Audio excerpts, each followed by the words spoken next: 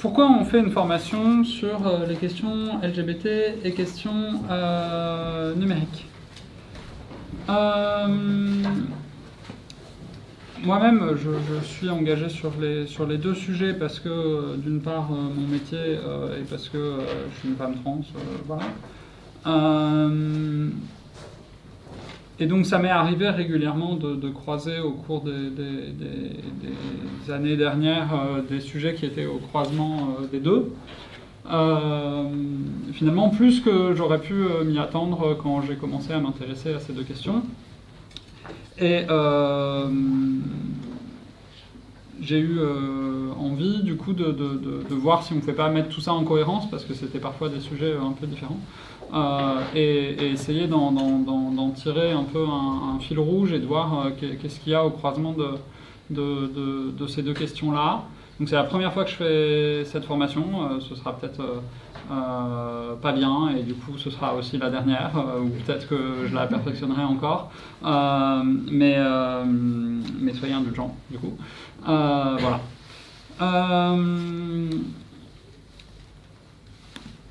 Qu'est-ce que c'est comme, que le numérique aujourd'hui? Alors la France Insoumise a tout un programme sur le numérique qui est le chapitre 7 de l'avenir en commun.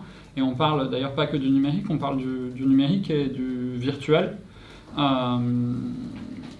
Ça rentre avec, en résonance aussi avec toute notre réflexion sur la mise en réseau, sur les réseaux constituent les villes. Mais le numérique dans notre vie quotidienne aujourd'hui, c'est surtout et avant tout des réseaux. Pas seulement des réseaux sociaux, mais aussi des réseaux de communication type mail, etc., qui sont des infrastructures lourdes, complexes, etc. Mais ce réseau, finalement, forme un nouvel espace de vie et d'être au monde et d'existence pour nous, qui n'existait pas forcément il y a encore quelques dizaines d'années et qui, en tout cas, n'occupait pas la même place dans nos vies. Pour les personnes LGBT, ces évolutions historiques ont quand même un impact assez particulier, c'est que ça crée des espaces nouveaux qui ne sont pas les espaces de travail, les espaces de famille, les espaces de relations amicales, les espaces de l'école pour les jeunes personnes LGBT qui existaient déjà auparavant. Et les personnes LGBTI utilisent ces espaces d'une manière qui leur est assez spécifique. Je vais prendre un exemple très concret qui est sur Twitter quasiment chaque dimanche. Vous avez un hashtag qui est différent chaque semaine, qui émerge où des jeunes personnes LGBTI se prennent en photo, en selfie, et se reconnaissent les unes les autres, se mettent en réseau, entament des discussions parfois entre personnes qui se connaissent pas, s'encouragent, se disent les unes les autres qu'elles sont beaux ou belles ou qu'elles sont légitimes à exister. Et c'était des choses c'est des choses qui sont pas qui existaient sous d'autres formes, bien avant que Twitter existe, mais pas sous cette forme-là, pas sous cette forme qui abolit en particulier la distance géographique et qui permet notamment à des personnes qui n'ont pas forcément près de chez elles accès à des lieux où elles vont croiser d'autres personnes LGBT, d'en connaître d'autres par Internet. Je pense que tous les gens qui ont vécu une enfance à la campagne, au placard, en tout cas au placard à l'école, ont passé beaucoup de temps sur Internet et ont eu dans leur jeunesse une place d'Internet qui était quand même particulière pour rencontrer d'autres personnes, se découvrir, comprendre qui on était, etc.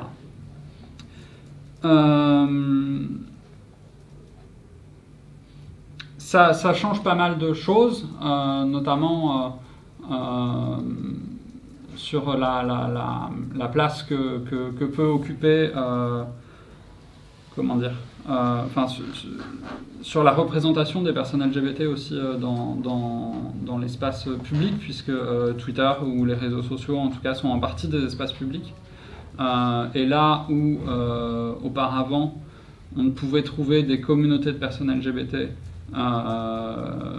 visibles par, entre guillemets, les hétéros, quoi, que dans certains lieux géographiques. Je veux dire, Paris, par exemple, a toujours occupé une place spécifique dans les parcours de vie des personnes LGBT parce que c'est une ville refuge. Il n'y a pas plus Enfin, il y a objectivement plus de personnes LGBT en Ile-de-France que dans le reste de la France, pas parce qu'être en Ile-de-France sont LGBT, mais parce que les personnes LGBT choisissent souvent d'aller vers les grandes villes, en particulier vers l'Île-de-France, dans leur parcours de vie, parce qu'elles vont y croiser plus facilement d'autres personnes, y trouver plus facilement accès à des ressources, à des liens sociaux, etc., que dans leur lieu de vie précédent.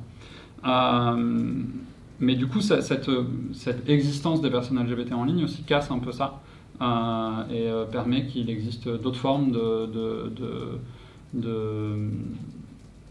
visibilité des personnes LGBT qui sont moins forcément liées à des représentations géographiques, etc., et qui sont aussi beaucoup plus diverses, notamment dans le monde du jeu vidéo, sur YouTube, etc., etc.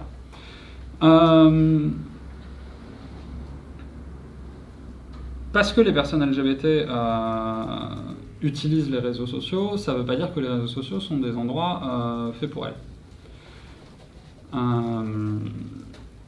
En particulier, les réseaux sociaux ne sont pas pensés pour la sauvegarde de la vie privée.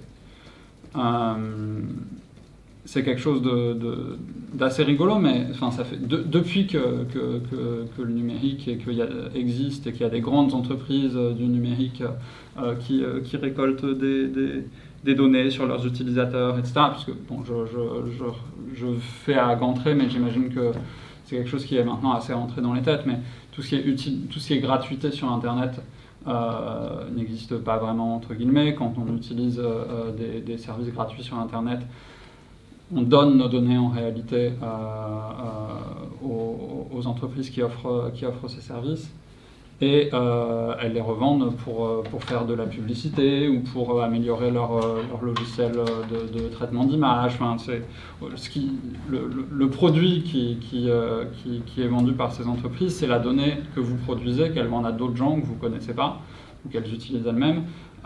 Et c'est absolument pas vous, en réalité, le client de Twitter, de Facebook, de Google ou de choses comme ça, quoi. En tout cas, c'est pas vous qui dépensez de l'argent. Google est peut-être un des seuls à vendre des trucs à des utilisateurs finaux parmi toutes les grandes entreprises du numérique. Donc ça fait très très longtemps qu'il y a parallèlement des militants qui militent pour ce qu'on va appeler de manière générale la vie privée en ligne, les libertés numériques. On a aussi beaucoup parlé de droit à l'oubli, c'est-à-dire, c'est un peu une blague que Internet n'oublie jamais rien, mais c'est un vrai problème en fait, et notamment pour les personnes LGBT, dans sa jeunesse, on peut faire des choses sur Internet sans se rendre compte à ce moment-là que Internet n'oublie jamais rien, et mettre en danger plein de choses de sa vie par la suite. Donc le droit à l'oubli, qui est un truc par exemple qui a été consacré par le droit européen, mais qui est très difficilement applicable. Mais aujourd'hui, par exemple, vous pouvez faire une demande à Google pour effacer des résultats, certaines pages web, etc. Est quelque chose de particulièrement important pour les personnes LGBT. Et je pense que c'est important de le souligner parce que très souvent, les personnes qui militent pour ces questions d'anonymat, de liberté numérique, etc. en ligne, le font sous un angle finalement très neutre. Ça concerne tout le monde, personne n'a... Enfin, peut-être vous n'avez rien à cacher, mais... et en fait, qui sont les premières personnes touchées par ça? Qui sont en gros les personnes qui, aussi bien en ligne que hors ligne, aujourd'hui au quotidien, ont des parts immenses de leur vie privée qu'elles ont besoin parfois de cacher à une partie de leur entourage proche, à leur employeur, à tout un tas de sphères sociales avec lesquelles elles peuvent être amenées à interagir, sans pour autant que ces choses à cacher soient particulièrement honteuses, mais genre juste parce que elles en ont besoin pour préserver leur intégrité, c'est les personnes LGBT. Les personnes LGBT sont la principale population concernée par ça, qui ont besoin de pouvoir effectivement cacher à leur employeur avec qui elles sont en couple, de cacher à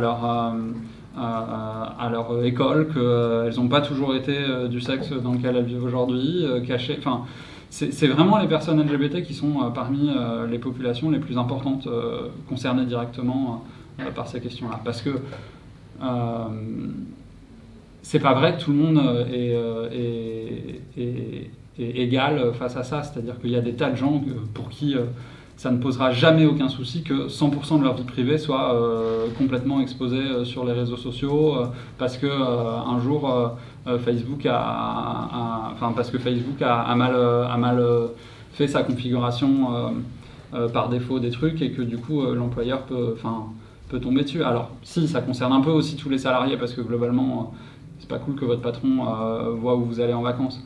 Mais les personnes LGBT sont vraiment particulièrement à risque là-dessus. Donc les personnes LGBT utilisent les réseaux sociaux massivement pour pouvoir faire des choses qu'elles ne peuvent pas faire ailleurs.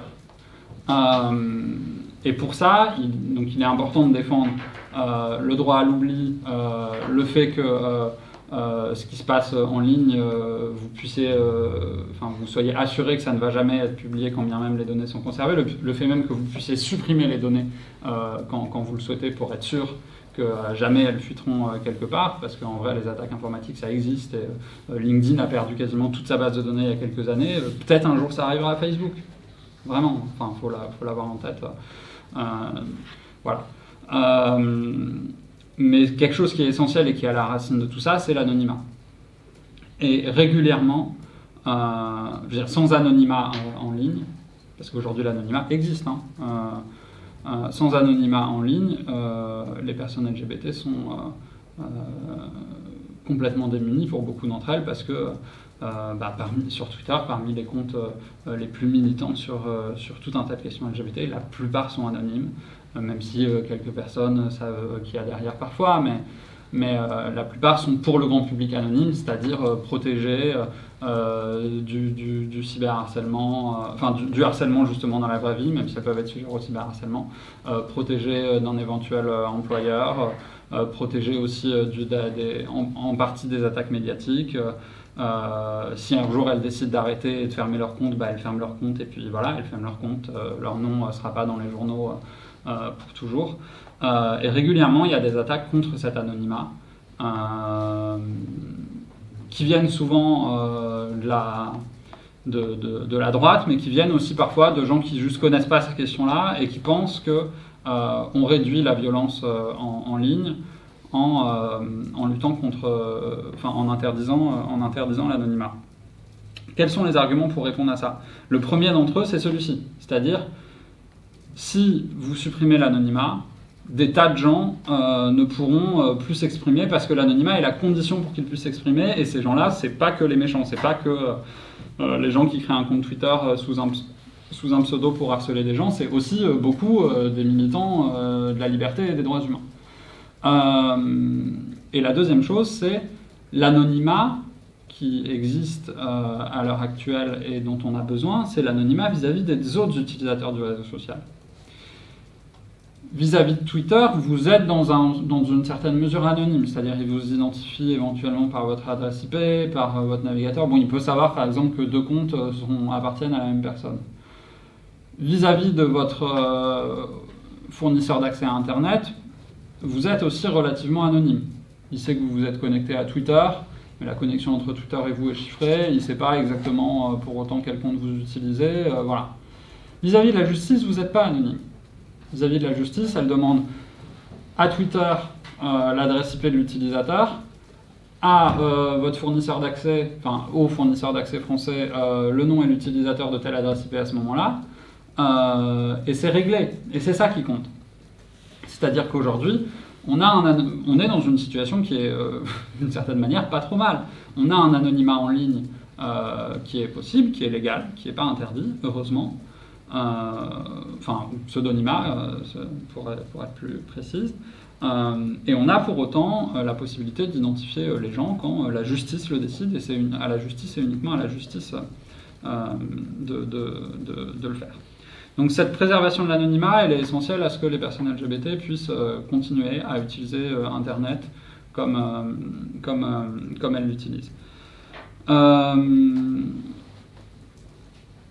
Il y a aussi une part assez importante à prendre en compte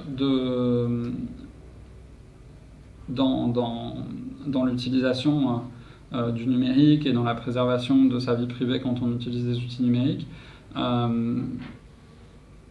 Je dirais pas de responsabilité individuelle, mais c'est-à-dire que malgré toutes les lois et les possibilités d'effacer ces données qu'on pourra mettre en place, si vous n'effacez pas vos données, vos données restent en ligne. Donc il y a une part aussi d'éducation au numérique qui est absolument cruciale, qui est valable pas que pour les personnes LGBT, mais qui, pour les raisons qu'on a expliquées, est essentielle pour les personnes LGBT.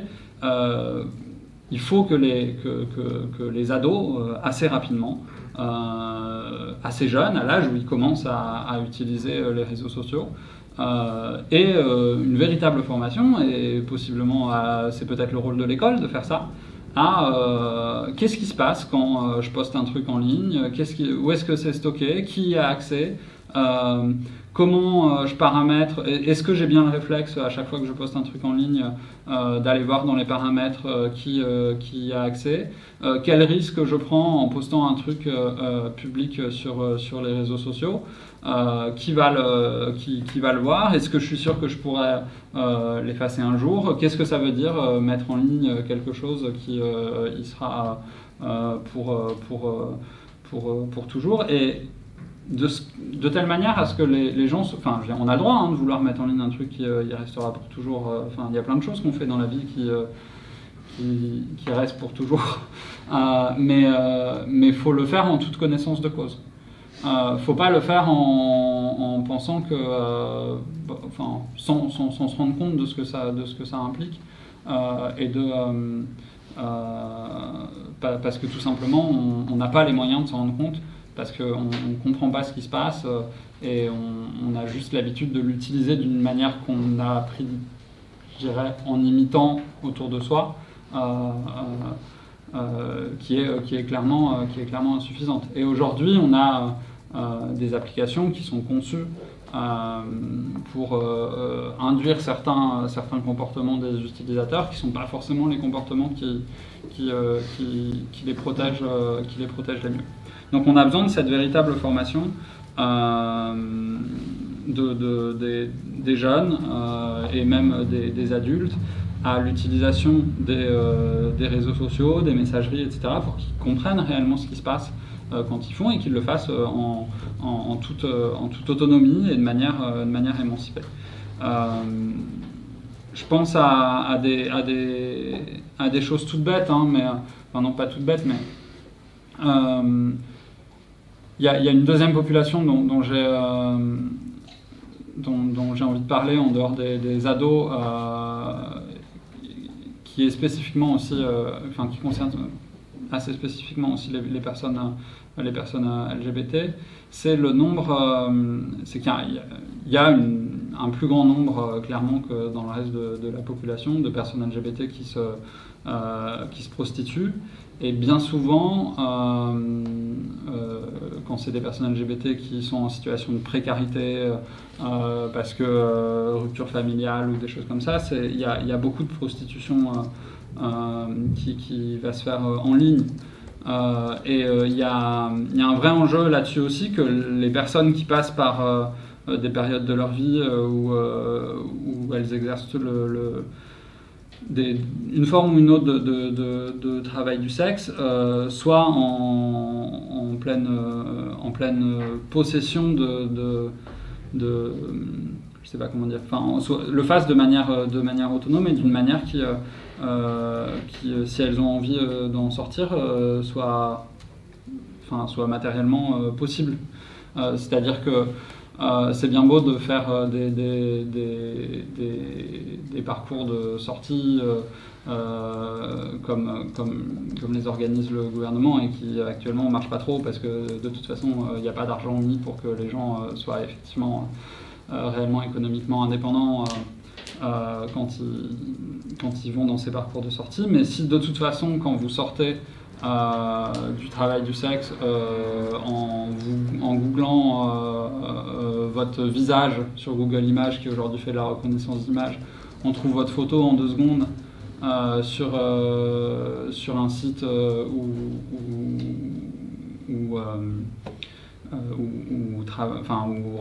qui recense les annonces de travailleurs ou travailleuses du sexe,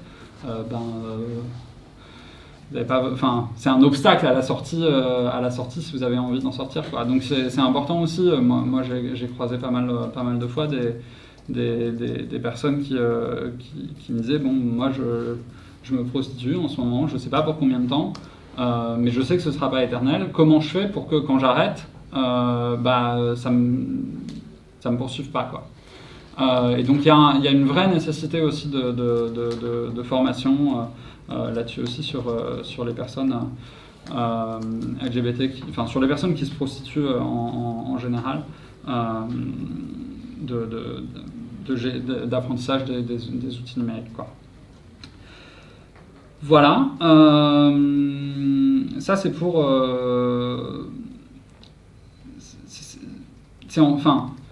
j'enchaîne du coup sur la suite. Cette formation, si vous voulez, c'est qu'on doit être capable de donner à toutes les personnes, parce que les personnes LGBT sont particulièrement à risque sur Internet. C'est en quelque sorte une formation d'autodéfense. C'est un terme qui est très utilisé parmi les militants, aussi bien LGBT et féministes que les militants des libertés numériques. C'est une formation d'autodéfense numérique. Ce qui nous amène quand même à une des questions qui est, je ne sais pas la plus centrale, mais en tout cas la plus visible et la plus traitée médiatiquement sur les questions des minorités en général et du numérique, qui est la question du cyberharcèlement et des violences en ligne.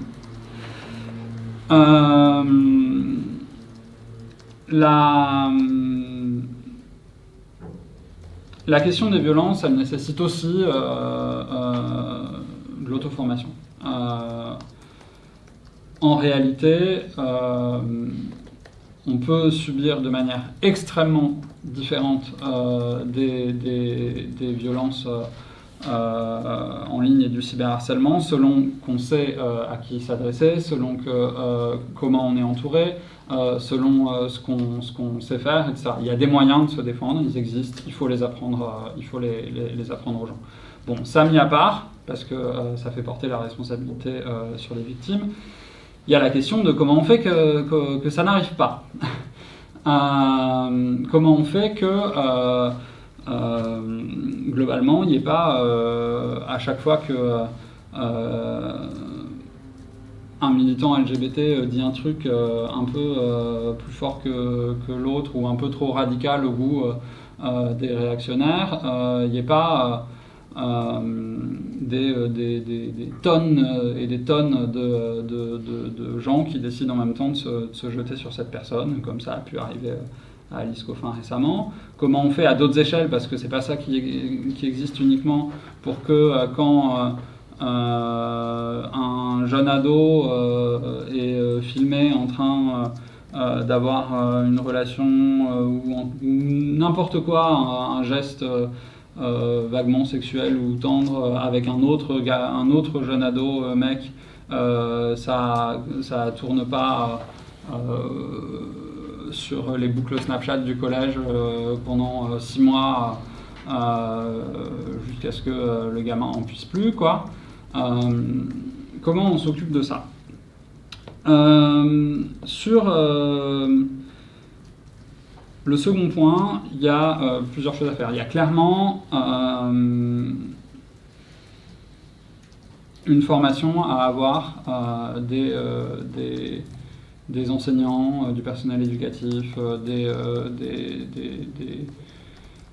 des policiers aussi, parce que l'air de rien, en fait, que le gamin le veuille ou pas, en fait, les enseignants et le personnel éducatif à un moment doit se tourner vers la police. Il en a l'obligation légale à partir du moment où certains délits sont commis, qui permettent de reconnaître ça et de ne pas le minimiser. Parce que ce qui est un des gros problèmes quand même, c'est que ces choses-là peuvent être très facilement minimisées ou en tout cas passer sous les radars dans leur ampleur réelle. La deuxième question, c'est comment on fait pour que ces contenus soient supprimés. Et là, on rejoint quelque chose qui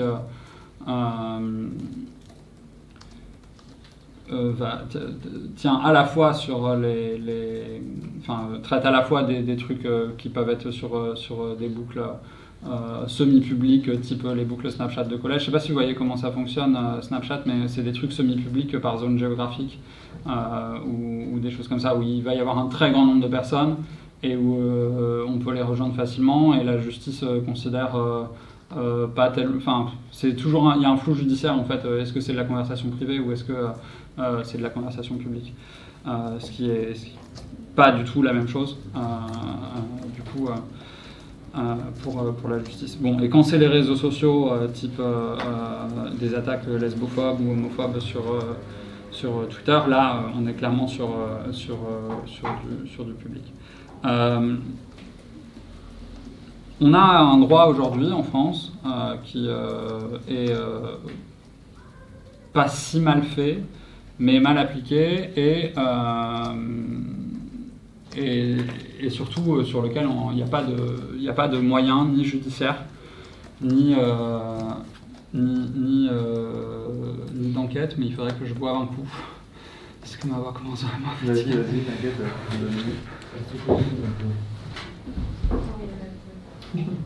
On pourrait mettre quoi comme jingle queer pour la vidéo.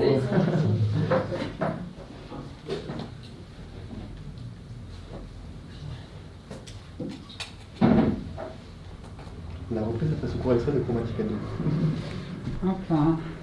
On coupera en postant la vidéo YouTube.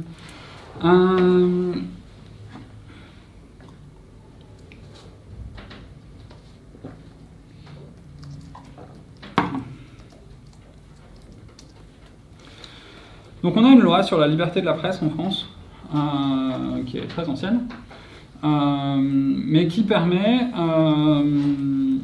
en théorie, de faire des recours non référés, c'est-à-dire où le juge doit répondre en 24 heures,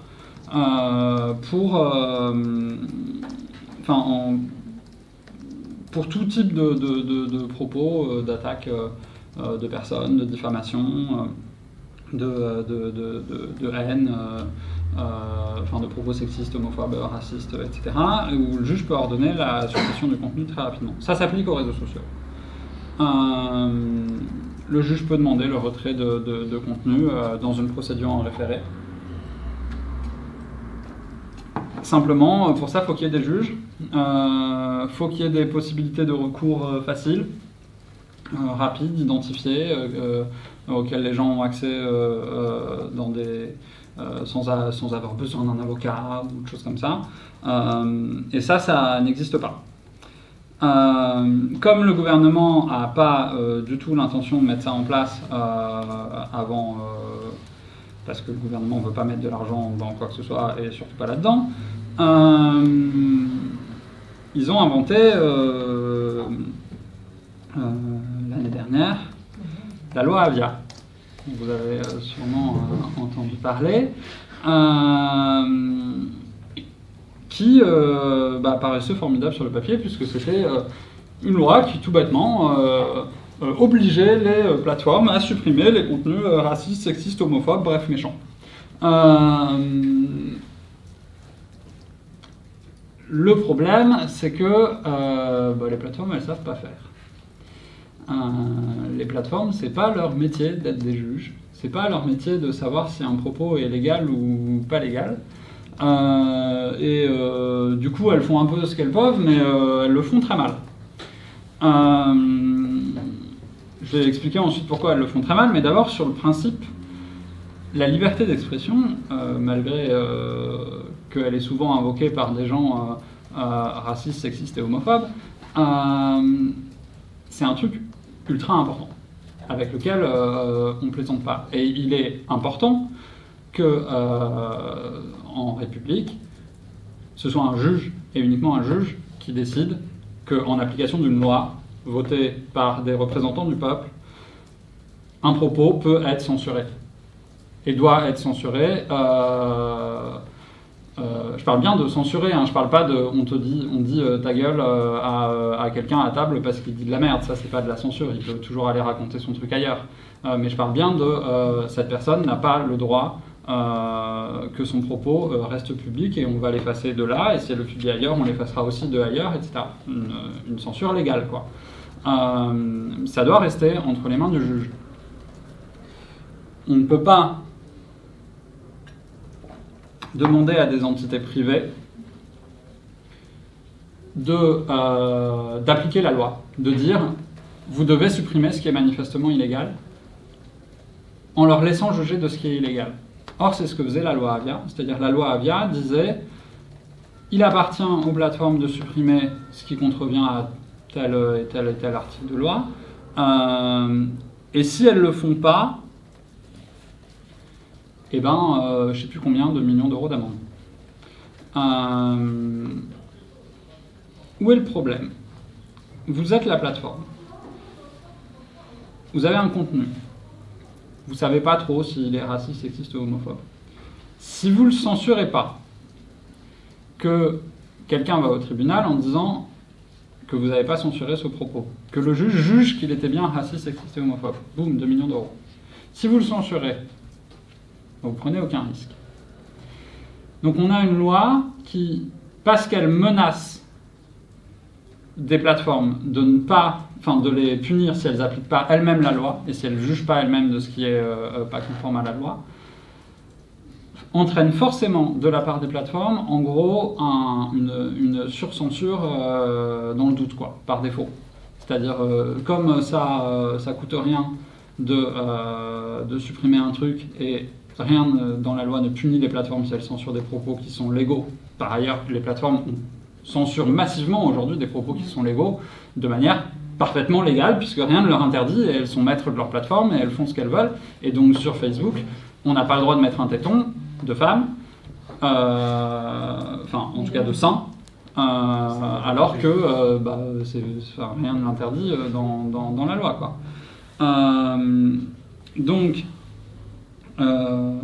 Il y a plein d'autres choses qu'on n'a pas le droit de faire, qui sont sur les réseaux sociaux, alors que la loi ne l'interdit pas. Donc les plateformes, si cette loi était appliquée aujourd'hui, prendraient pas de risque et censureraient tout ce sur quoi il y a un doute. Or, les plateformes sont très très mauvaises à ça, puisque globalement elles sous-payent des gens pour cliquer très très vite sur ça c'est ok, ça c'est pas ok, ça c'est pas ok, qui sont pas du tout experts ni des questions LGBT, ni des questions antiracistes, etc. Et même en grande partie elles font traiter ces questions-là par des algorithmes. La loi les oblige d'ailleurs à mettre en place des traitements automatisés de la donnée qui leur permettent d'effectuer cette censure. Pourquoi c'est un problème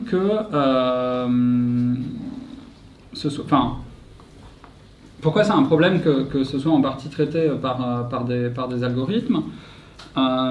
C'est qu'aujourd'hui, ces algorithmes-là, et on ne sait pas si ça va changer dans les prochaines années à venir, a priori c'est peu probable, parce que l'intelligence artificielle a connu un énorme essor ces dernières années, mais aujourd'hui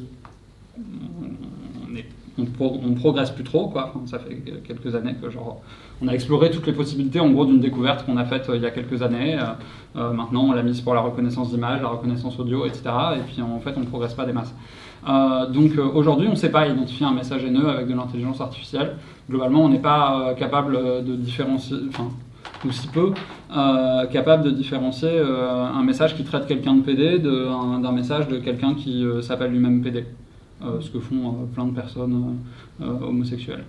Donc on a vu, et c'était assez rigolo, juste avant le vote de la loi Avia, ou juste après son vote, avant même qu'elle puisse être appliquée, une vague de militants LGBT qui se sont fait censurer leurs propos parce qu'ils s'étaient eux-mêmes appelés PD sur Twitter. Il y a eu plusieurs articles de presse à l'époque qui ont couvert ces questions-là.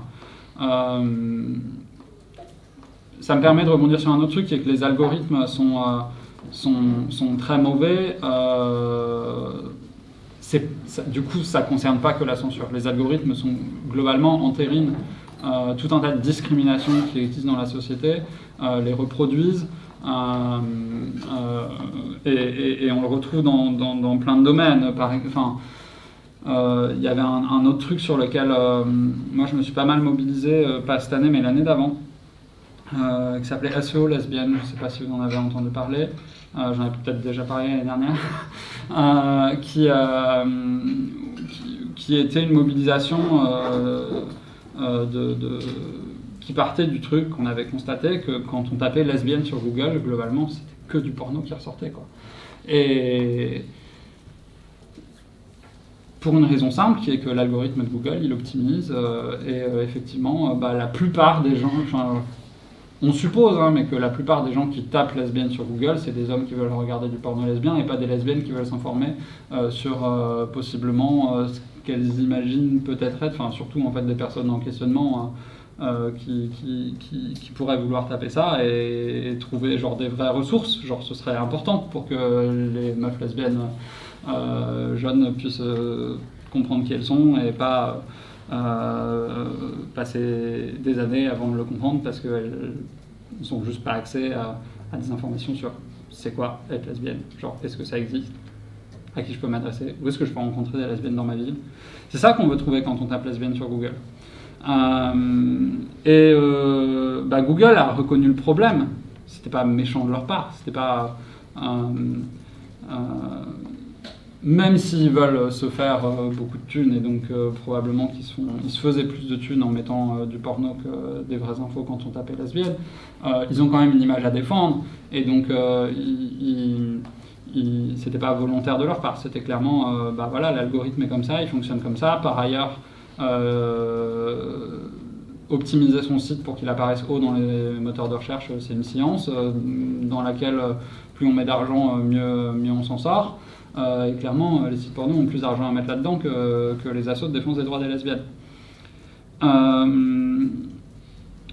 Donc on s'est mobilisé, on a mis un peu la pression à Google, plusieurs médias ont relayé un peu le truc, et Google a un peu corrigé, et donc aujourd'hui, peut-être que ça on a régressé d'ailleurs, mais quand on tape lesbienne sur Google, au moins on a l'article Wikipédia lesbianisme, qui est en deuxième, parce que quand même...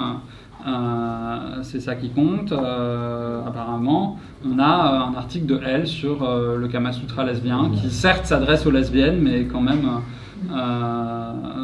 peut-être pas le premier truc pertinent quand on se demande si on est lesbienne. Bref,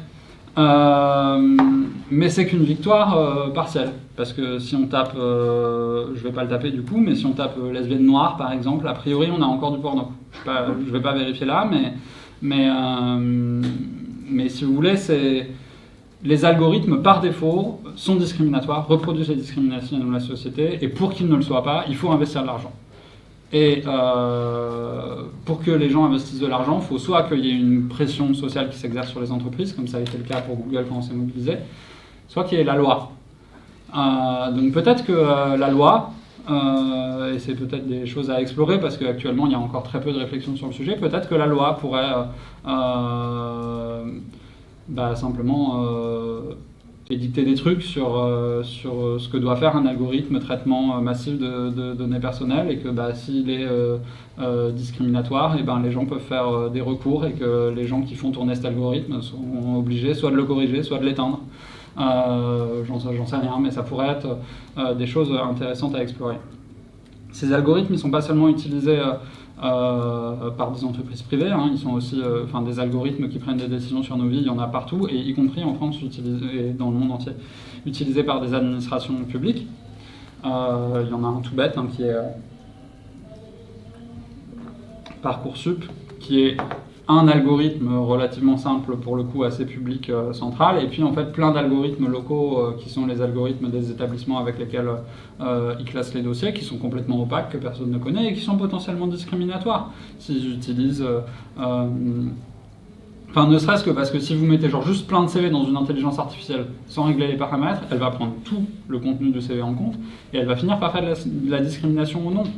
Si vous mettez dans une intelligence artificielle des CV en lui disant « Ok, choisis-moi les CV parce que je t'ai dit que ceux-là, ils étaient bons, etc. », elle va prendre en compte toutes les données. Et donc, elle va prendre en compte des données que légalement, vous n'avez pas le droit de prendre en compte.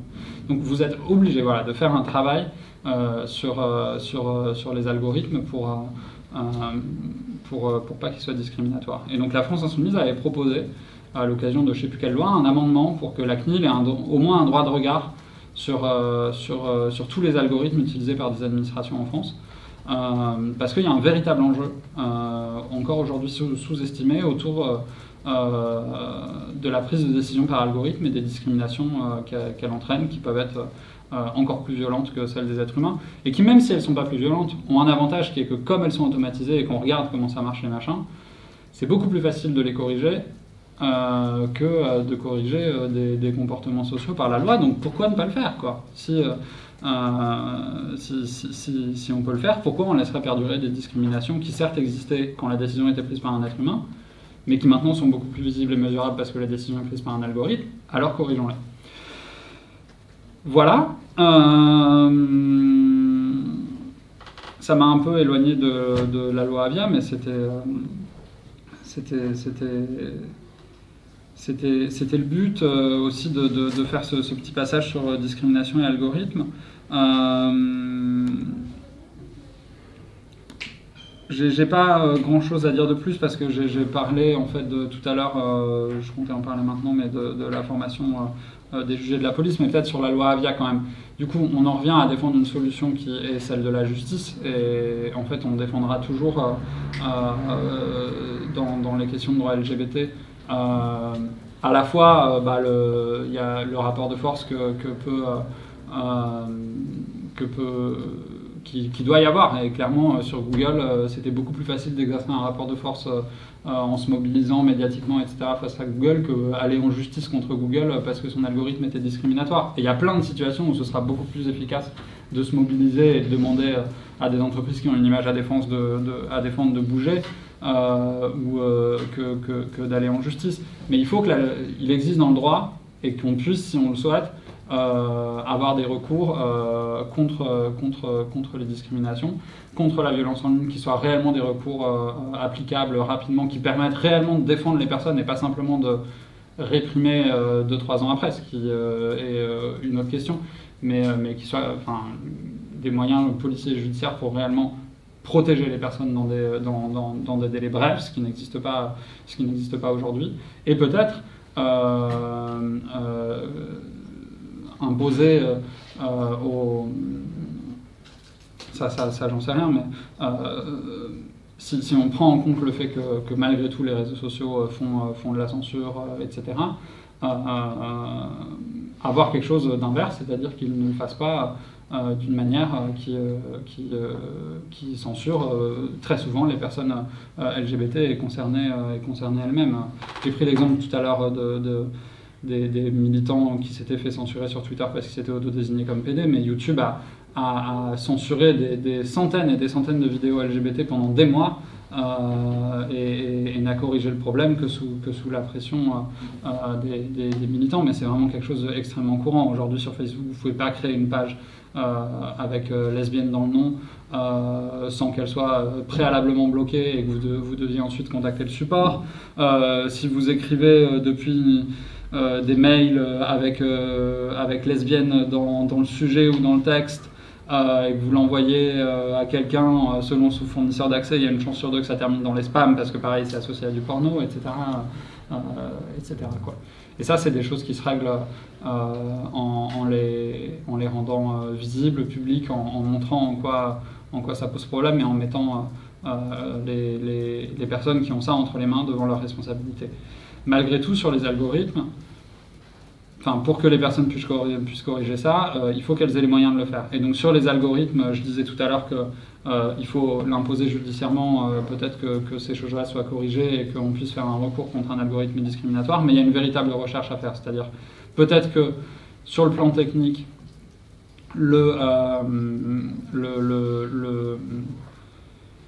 je vous ai dit qu'en gros, on est allé au bout de la révolution de la génération actuelle de l'intelligence artificielle, mais c'est pas vrai. Peut-être que le plan sur lequel il y a le plus de recherche à faire aujourd'hui et à mener aujourd'hui, c'est pas l'appliquer à un énième champ et pour uberiser une énième sphère de l'économie qui n'a pas encore été, que trouver maintenant des moyens que ces algorithmes fonctionnent de manière démocratique, égalitaire, qui préserve la liberté de chacun, et ça nécessite de la recherche publique là-dessus et donc des financements. C'est déjà un peu le cas, hein, en réalité.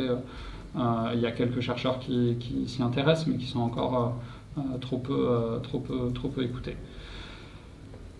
Voilà. Je crois que j'ai tout dit. C'était un peu décousu sur la fin, je suis désolé. Mais j'espère que j'ai été clair, et n'hésitez pas à me poser des questions. Vas-y. Ouais, moi je vais faire une intervention. En fait, j'ai trouvé, je sais pas si vous avez passé l'article récemment sur du coup c'est Mediapart là qui s'est doté d'un journaliste gender, comment ils ont appelé ça ? Gender editor. Voilà, gender editor. Du coup, qui a un travail transversal d'analyse de ce qui est publié, etc. Et de s'assurer que ça soit pas sexiste, ni homophobe, etc. Et même de promouvoir en lisant ce qui est dit, de dire bah t'aurais pu dire ça, ou enfin voilà, d'avoir un rôle de soutien aux autres journalistes, etc. Bon voilà. Est-ce qu'on ne peut pas se dire aussi, par exemple, ça je parle vraiment d'un point de vue revendicatif, ça peut être intéressant aussi, vis-à-vis notamment des plateformes qui sont sur les réseaux sociaux, c'est des plateformes qui ont tellement d'utilisateurs, qui sont tellement d'argent, qui sont tellement énormes, où c'est aussi des pistes qui pourraient être utilisées par la loi, de dire, en fait, voilà, vous devez avoir au moins une personne qui s'occupe d'avoir une analyse transversale soit dans la médiation, soit dans les questions de support, soit sur un prisme de médiateur peut-être. Enfin, je sais pas, je pense qu'il y a plein de solutions qu'on peut imaginer. Mais dire qu'en fait, à un moment, vous avez un rôle tellement important dans la société aujourd'hui, vous faites suffisamment d'argent, voilà, il y a besoin d'avoir un poste là-dessus, et c'est pas aux défenseurs et se dire que c'est peut-être pas non plus tout le temps aux défenseurs des droits. Bon, il peut y avoir ou alors vraiment investir dans le défenseur des droits qui soit du coup financé par ces plateformes. Bon, je sais pas, hein, mais je pense qu'il y a moyen d'avoir des rôles clés comme ça à proposer. Là, on est sur la discussion de qu'est-ce qu'on pourrait imaginer de mesures supplémentaires, et je trouve ça très bien. Mais aujourd'hui, par exemple, toutes les entreprises de vente en ligne sont même pas seulement en ligne, je ne suis pas certaine, mais sont obligées de nommer un médiateur de la consommation. Ouais. C'est-à-dire une entreprise tierce, pour le coup pas intégrée à l'entreprise, que tu peux contacter si tu as un litige avec eux que tu n'arrives pas à régler en leur parlant directement, et dont ils sont obligés de te donner l'adresse. On pourrait imaginer que sur les questions de discrimination en général, pas que les questions LGBT, elles soient obligées d'avoir un médiateur tierce qu'on puisse contacter et qui ne soit pas la force publique. Après, c'est toujours ambivalent, je trouve, ces questions de médiation, parce que par exemple, le médiateur bancaire, tu dois passer par le médiateur bancaire avant d'avoir le droit d'aller chez le juge, et finalement, le médiateur, il est quand même payé par la banque. Quand tu dois attendre que le médiateur écrive à la banque, que la banque refuse, que le médiateur te dise que la banque a refusé, pour ensuite pouvoir faire recours au juge, tu as juste perdu 6 mois dans ta procédure. Donc, c'est toujours difficile, quoi. La justice est là aussi, et peut-être que la justice et la loi sont de bonnes armes. Hein. Moi, je sais pas. C'est plus sur l'aspect gratuité, quoi. Mon intervention, c'était justement sur la gratuité. En fait, moi, ce qui m'ennuie toujours et qui me nave quand on a recours en fait à un prestataire extérieur pour suppléer un juge, c'est qu'il y a le risque à un moment donné ou à un autre, en fait, que le recours à ce personnage tiers soit payé d'une façon ou d'une autre par les parties. Oui, c'est ça. Donc, moi, je trouverais ça plus juste à la limite, ou plus judicieux d'augmenter les moyens en fait des services judiciaires plutôt que de mettre dans la loi, voilà, vous devez mettre un médiateur en place dans votre entreprise. Qui vont pas le faire, en effet. Et, oui, et en plus, ouais, avec le risque en plus qu'il soit tenté en fait d'être plutôt en faveur de la grosse boîte, ceux qui le payent. En plus, c'est une grande inégalité. Enfin, si je suis un défenseur de Twitter, Twitter c'est une entreprise qui n'a pas fait de profit en 2018. C'est une entreprise qui ne roule pas vraiment sur l'or, mais maintenant ils sont mis à la publicité, ils sont un peu standardisés sur le point des réseaux sociaux. C'est pas comparable avec Facebook ou Instagram, qui ont un système de monétisation qui est énorme et qui pèse des milliards de dollars. Quoi. Et du coup, c'est vrai que ça sera un peu injuste de. En gros, les entreprises du groupe Mark Zuckerberg, Facebook et WhatsApp, ils censurent à l'appel et ils ont des moyens énormes. Ils ont des algorithmes de fou qui calculent combien de temps on regarde chaque photo Instagram pour tout proposer. Et ils ont, et du coup, en fait, par exemple, là, le coup de la loi Avia, ça va peut-être pénaliser des entreprises qui étaient entre guillemets moins pourries que d'autres. C'est clair que c'est la bêta. Enfin, donc il n'y a pas de justice compétente et avec des moyens, J'ai oublié complètement un truc sur la loi Avia, pour ceux qui ne sont pas au courant, mais elle a été quasi dans son intégralité censurée par le Conseil constitutionnel, donc elle a été votée, puis en fait elle ne s'applique pas. Quoi. Voilà, mais elle revient par la fenêtre. Oui, parce qu'ils veulent la faire revenir à l'Européen. Ouais. J'ai vu, ça peut n'importe quoi. Cela dit, alors s'il y a un gros conflit dans le droit français, mais encore aujourd'hui, normalement, nos juridictions suprêmes considèrent que même si le droit européen est supérieur au droit national, c'est une loi, quand même, normalement, notre constitution s'applique au-dessus. Donc, en fait, en soi, le problème, c'est qu'en fait, nos juridictions ne s'estiment pas compétentes pour estimer la constitutionnalité du droit européen. Mais théoriquement, on devrait être protégé par la stabilité des normes. Théoriquement. Voilà, théoriquement, il faudrait l'appliquer. Facebook a plein de moyens, mais c'est pas pour autant qu'ils vont les mettre dans la modération. Oui, bien sûr. Pas pour eux, ça représente juste une charge. Et concrètement, c'est même pas des gens de notre, c'est pas des Français ou Françaises qui vont modérer les contenus francophones. C'est des gens qui sont dans d'autres pays pauvres ou on peut les payer pour rien. Et du coup, ils ont vraiment très peu de temps par vision. Enfin, que ce soit une entreprise riche ou de toute façon, c'est juste une charge pour eux. Ils n'ont pas d'intérêt économique à faire ça bien.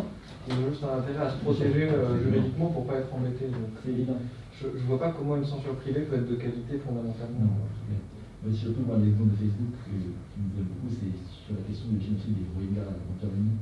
Parce qu'en fait, il y a eu des années, en fait, des messages d'appel au génocide sont complètement transmis via Facebook. Et il y a eu des années, des associations qui ont appelé des demandes à l'ONU. Et en fait, tout ça faisait des années que ça durait. Et ils se sont rendus compte qu'il y avait même des personnes en fait, qui parlaient le birman. Il n'y avait même pas de modérateur. En fait, en effet, ils n'ont aucun souci de ça. Quoi. Et il faut les pourchasser, mais pendant des siècles, avec une fourche.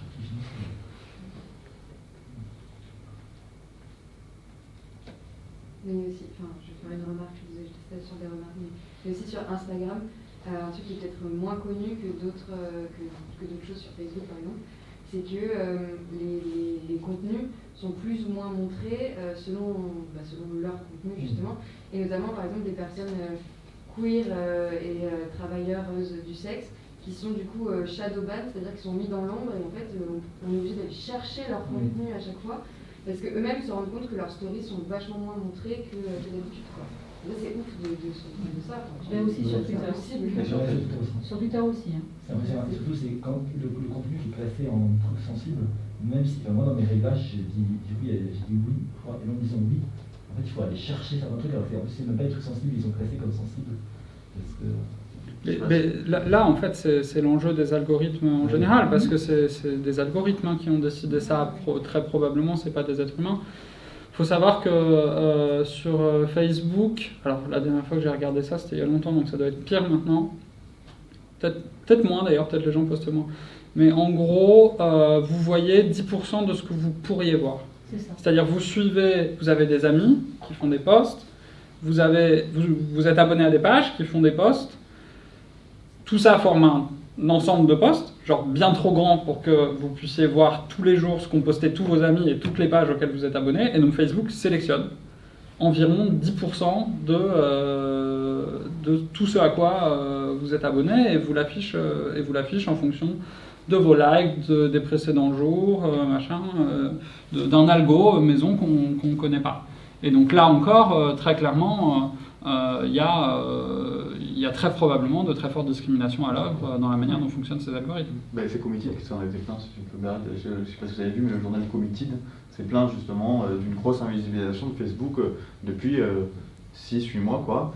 Auparavant, ils avaient une belle audience sur Facebook. Enfin, moi, je les voyais tout le temps dans mon fil d'actu. Committed a complètement disparu, a été remplacé par Tétu pour je ne sais quelle raison. C'est pas ravi non plus.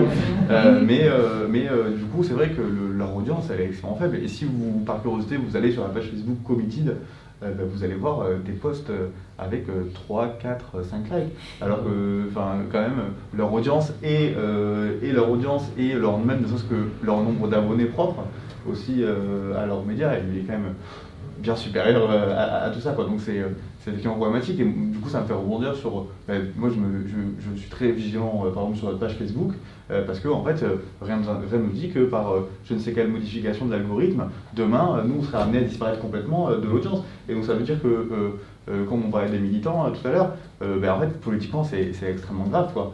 C'est une invisibilisation encore plus profonde de nos voix, de nos identités, de nos revendications, et encore plus dans ces moments de la crise sanitaire où on est complètement relégué chez soi, avec une impossibilité manifestée, etc. L'importance de la visibilité sur les réseaux sociaux, elle est plus que primordiale. Mais d'ailleurs, il y a des techniques du coup qui sont partagées, que ce soit sur Instagram ou sur Facebook, de comment on peut faire pour mettre en avant certains contenus et pour soutenir en fait des producteurs et productrices de contenu. Et notamment sur Instagram, il y a des trucs de enregistrer là. Ouais. Et ça en fait c'est le numéro 1. Alors tu pourrais penser que c'est les likes ou quoi, et en fait non, c'est enregistrer, c'est le numéro 1, ensuite c'est partagé par message, c'est le numéro 2, et du coup quand tu veux soutenir quelqu'un, il faut l'envoyer, faut envoyer le contenu à plein d'autres personnes, quoi.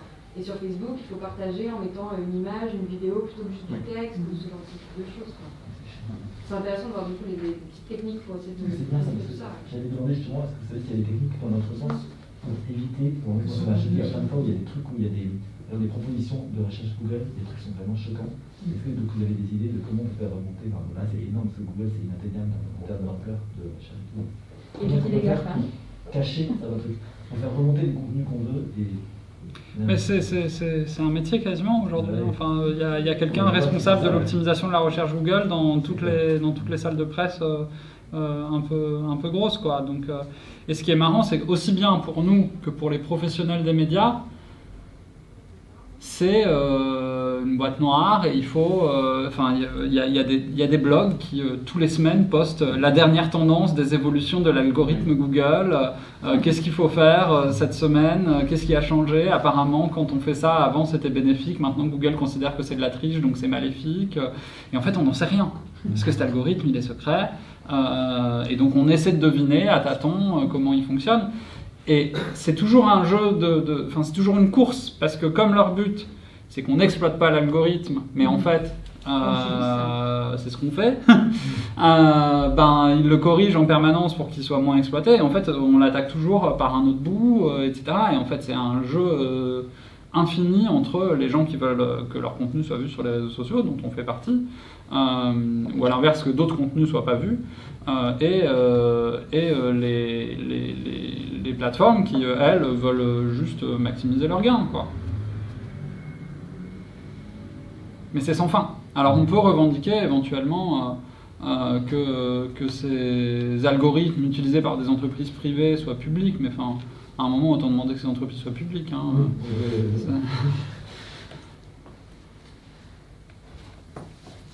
C'est une question très pratique sur ce que tu appelais l'autodéfense tout à l'heure. Est-ce qu'il y a des outils en particulier que tu recommanderais Pas tant des outils, c'est plus des bonnes pratiques que des outils. Concrètement, sur un ordinateur aujourd'hui, comme logiciel, sur un ordinateur Windows, vaut mieux désinstaller tout, activer le pare-feu par défaut de Windows, laisser l'antivirus de Windows. À moins que vous soyez expert, c'est probablement le meilleur choix que vous avez à faire. Ensuite, des outils particuliers, éventuellement, si vous utilisez la connexion de votre employeur, un VPN, mais c'est à peu près tout. Je pense en particulier à la suppression de tweets, par exemple. Il y a des sites pas mal là-dessus. Ah, alors oui, effectivement, il y a des... Oui, effectivement. Alors, moi, oui. Parce que du coup, il faut quand même donner l'accès à son compte pour pouvoir faire la suppression de tweet, donc je suis réticent sur ce qu'on peut utiliser. Après, tu peux supprimer dans tes réglages Twitter en fait. En gros, tu autorises l'accès, mais après, tu peux regarder sur ton compte Twitter. Ils ont le temps de télécharger potentiellement. T'as autorisé. C'est pour ça que je demandais si tu en particulier. Après, c'est toujours une question de confiance, quoi. Est-ce que tu fais. Moi, je dirais l'idéal, c'est de développer toi-même ton appli qui supprime tes anciens tweets et de l'héberger sur ton propre serveur. Malheureusement, tout le monde n'a pas les compétences pour faire ça.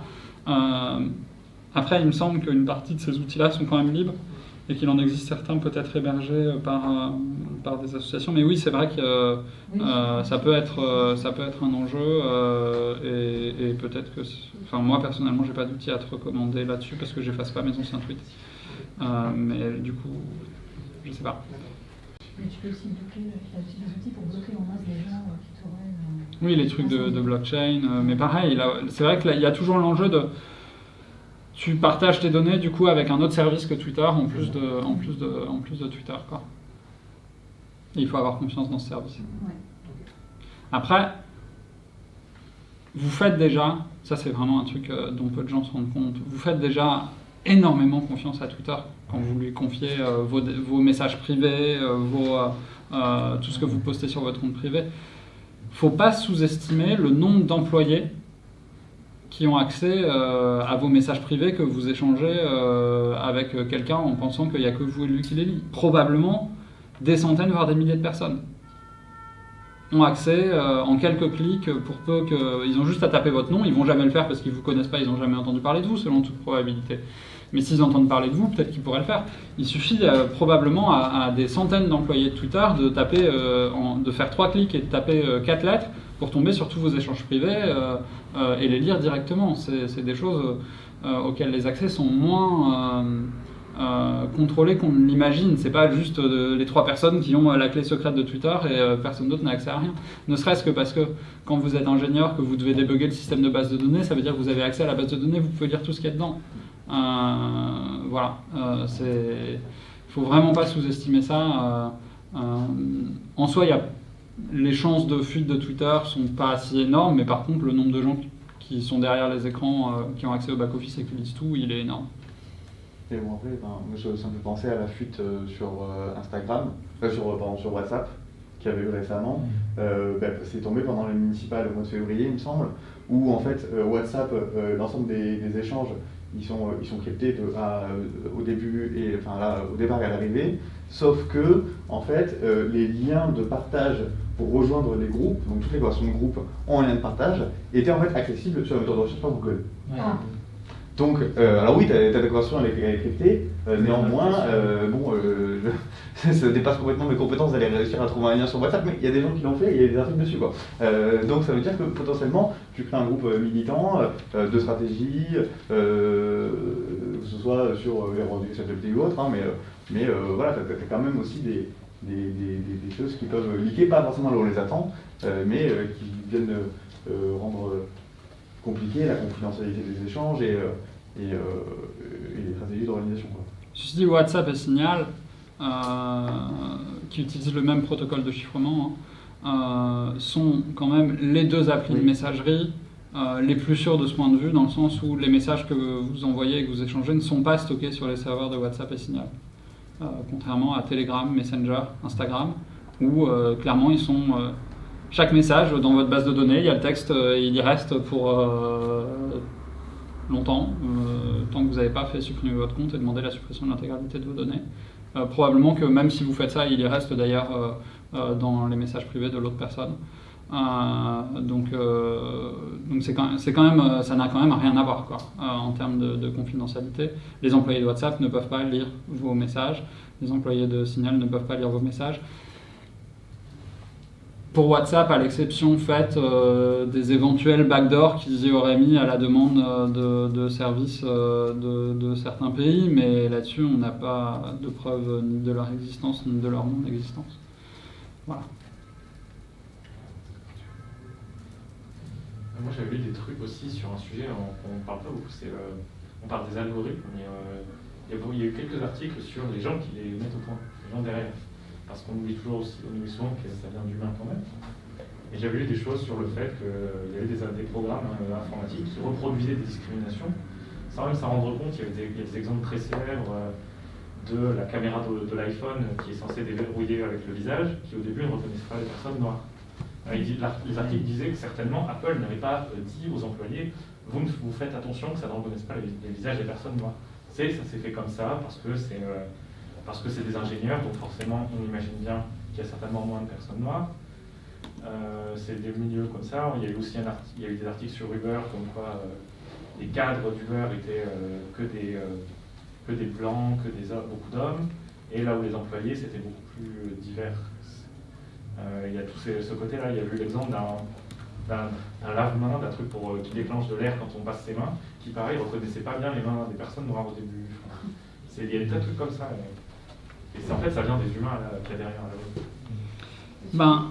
Oui, quand je disais les algorithmes reproduisent les discriminations qui existent dans la société, les discriminations elles existent dans les groupes humains en fait, elles n'existent pas dans les pierres et dans les arbres quoi. Donc, oui, non mais voilà, très clairement, c'est pour faire un algo non discriminatoire, il faut le vouloir. Donc déjà pour le vouloir, il faut peut-être que très souvent en fait on le veut parce qu'il y a des personnes concernées par la question dans les personnes qui décident comment on le fait. Et il faut en avoir les moyens. C'est-à-dire il faut doublement que dans l'équipe, il y ait des gens qui disent « Ok, notre algo, il va reconnaître les personnes noires », et que par ailleurs, le dataset sur lequel on va... Enfin, l'ensemble de données et l'ensemble de photos sur lequel on va entraîner l'algorithme de reconnaissance de visage, puisque c'est comme ça aujourd'hui que marche l'intelligence artificielle. On fournit plein de données à l'intelligence artificielle, on lui dit « Regarde, je t'ai fourni 1000 photos de visage, maintenant tu vas savoir reconnaître les visages. » Il faut que dans les 1000 photos de visage, on ait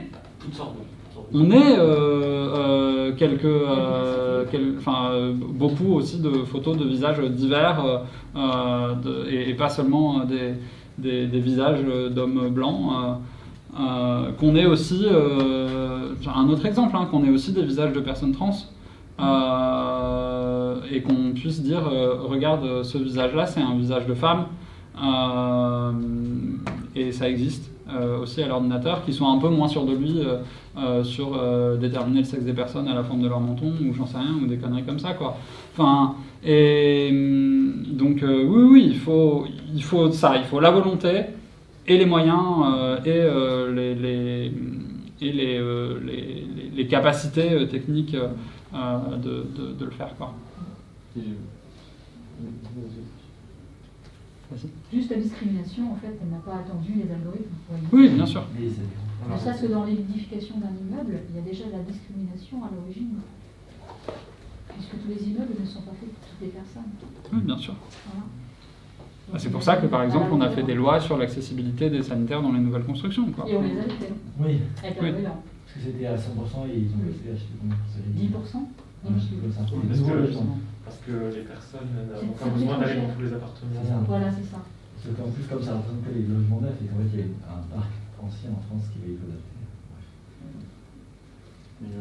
Moi, je voulais rajouter sur ce que tu disais, c'est aussi, je pense, la question de la coercition, elle sera indispensable par la loi, parce que du coup, sur l'intelligence artificielle, on parle aussi du coup de personnes qui sont exploitées mondialement avec du micro-tasking sur lequel, parce qu'elles vont indiquer à l'algorithme ça c'est ok, ça c'est pas ok, quand il va y avoir sur l'apprentissage de l'intelligence artificielle pour l'apprentissage, mais en fait c'est des humains aussi qui sont derrière et qui sont payés genre 0,003 $ par clic d'image, et qui sont complètement dépassés, etc. Et que même si elles veulent bien faire, en fait, juste ton objectif c'est de gagner 50 € à la fin de ta journée, quoi. Donc boum, et du coup forcément tu peux pas prendre le temps d'analyser sérieusement l'ensemble des images avec toutes les problématiques qui se poseraient derrière. C'est clair, c'est bien ça. C'est vrai parce que c'est de l'exploitation, mais il y a le prototype qui me rassure dans le sens où on voit une intelligence artificielle puissante alors qu'en fait ça pousse pas à la chose de bras humains. Et c'est à la fois horrible en même temps il y a un peu. Mais moi j'ai une question. Est-ce qu'en fait c'est un sujet qui m'intéresse et il y a vraiment peu de choses dessus, c'est tout ce qui est screenlogger et ce que le screen scraping, c'est-à-dire les applications qui prennent des captures d'écran. Et ça en fait, quelle vision là-dessus? Parce qu'il y a vraiment genre, on nous dit oui il y a des trucs qui font ça, mais on ne sait pas quoi, on ne sait pas dans quelle mesure, on ne sait pas ce qu'elles font de ces données. C'est une question. Ça existe.